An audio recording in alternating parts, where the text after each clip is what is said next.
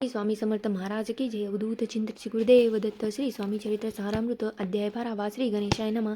कराया जगदुदार हराव्या भूभार. वारंवार परमेश्वर नाना अवतार धरीत असे. भक्त जनतानाथ अक्कलकोटी श्री दत्त येत रूपे प्रकट होत. तेची समर्थ स्वामी गताध्यायाच्या अंती. बाळपाले अक्कलकोटी पुण्यनगर पाहुणी दृष्टी आनंदपोटी नचमावे. त्या दिवशी श्री समर्थ होते काच बागेत. यात्रा आली बहुत गर्दी झाली श्री जवळी. दर्शन इच्छिक उत्कट चित्ती खडीसाखर घेऊन हाती गर्दी माझे प्रवेश करीत. स्वामी सानिध्य पातले अजान भाऊ श्वासवदन. श्री स्वामी मूर्ती पाहून बाळपाने धावून दृढ चरण धरियले.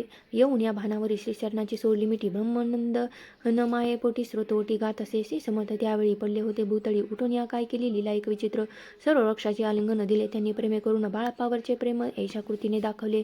त्या सवे एक जहागीरदार ते होते बिराडावर. स्वयंपाक करून तयार म्हणती जाऊ दर्शना. म्हणती जाऊनी स्वामीसी अर्पण करा नैवेद्याशी. अंश म्हणून त्यासी बाळपा तेव्हा चालले. त्या समयी श्री समर्थ असते मंदिरात. राजाज्ञे वाचून तेथे प्रवेश कोणाचं न होई. मार्गावरून परतले सत्वर बिराडावरी आले. तेथे नैवेद्य अर्पण केले. मग सारिले भोजन. नित्य प्राप्त काळी उठून षडमार्ग षडकर्मा ते आचरून घेऊन स्वामी दर्शन. जपालागी बैसावे. श्री शंकर उपास्य देवत त्याचे करावे पूजन नित्य.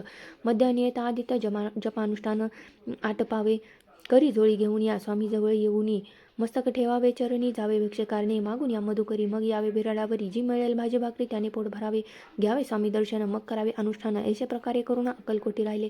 16 पादे करून सेवेकरी बहुतजन. त्यात सुंदराबाई मुख्य म्हणून मुख्य होती. त्यावेळी एके दिवशी तयाची बाई आज्ञा करी ऐशी आपणही श्रीसेवेशी करीत जावे. आनंदे बहुतजन सेवेकरी. बाई मुख्य त्या माझारी. सर्व अधिकार तिच्या करी व्यवस्थेचा होता पै.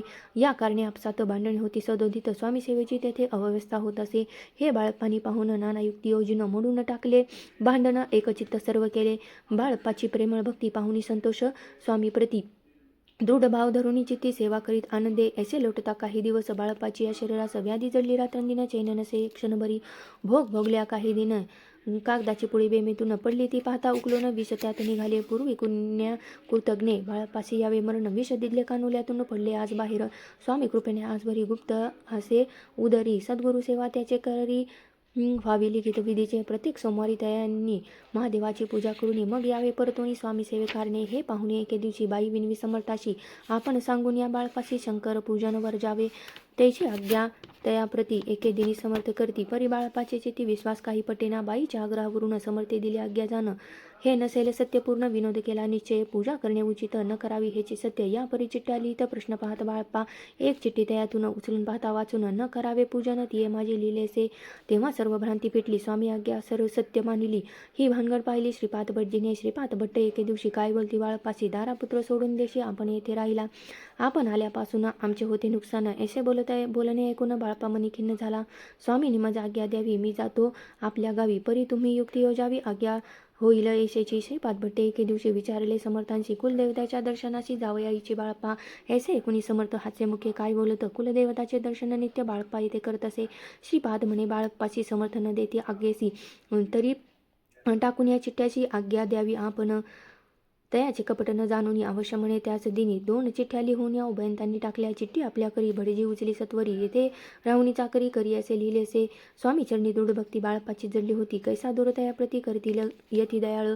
इति श्री स्वामी चरित्र सारामृत. नाना प्रक्तकथा संमत. सदा प्रेमळ परिसत द्वदोषाय गोड हा. श्री राजाधिराज योगीराज श्री स्वामी समर्थ महाराज अर्पणमस्तु. श्री स्वामी समर्थ महाराज की जय. अवधूत चिंतन श्री गुरुदेव दत्त.